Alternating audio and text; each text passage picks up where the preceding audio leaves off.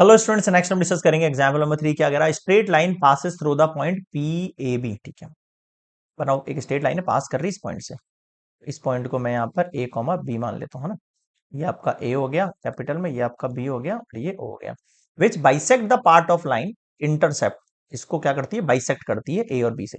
अब ए पॉइंट तो ऑब्वियस बात है, ए बी तो मैं ले चुका हूं, तो मैं फिर मैं ए बी नहीं मान सकता। मैं इस वाले पॉइंट को सी कॉमा जीरो कंसिडर कर लेता हूँ और यहां पर मैं इसको सी इसको जीरो कॉमा डी कंसिडर कर लेता हूँ, है ना, क्योंकि ए बी आ चुके हैं यूज। हमेशा अपन इधर ए और इधर बी लेते थे, अब इधर ए सी और डी कंसिडर कर लो।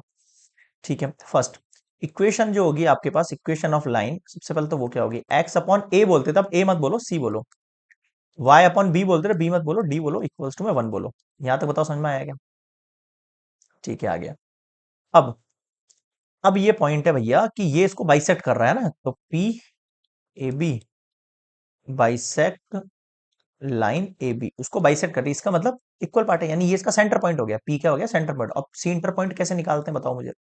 सेंटर पॉइंट कैसे निकालते हैं, जीरो प्लस सी अपॉन टू और D plus zero upon two, ऐसे निकालते हैं। इसका मतलब ये आगे वाला ए जो है वो इक्वल है सी अपॉन टू के, और ये जो पीछे वाला बी है वो इक्वल है डी अपॉन टू के। यहां से मैं टू ए इक्वल्स टू सी निकाल लूंगा, मतलब सी का वैल्यू फाइंड कर लूंगा, और two B equals to D निकाल लूंगा। निकालूंगा नहीं निकालूंगा, इन दोनों को मिला के मैं इक्वेशन वन नेम दे देता हूँ।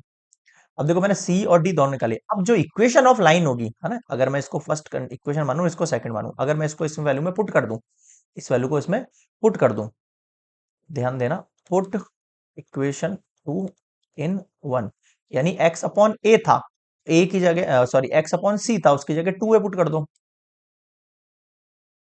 ये हो गया two A. Y upon two D था, oh sorry, Y upon D था, डी की जगह टू भी आ गया है,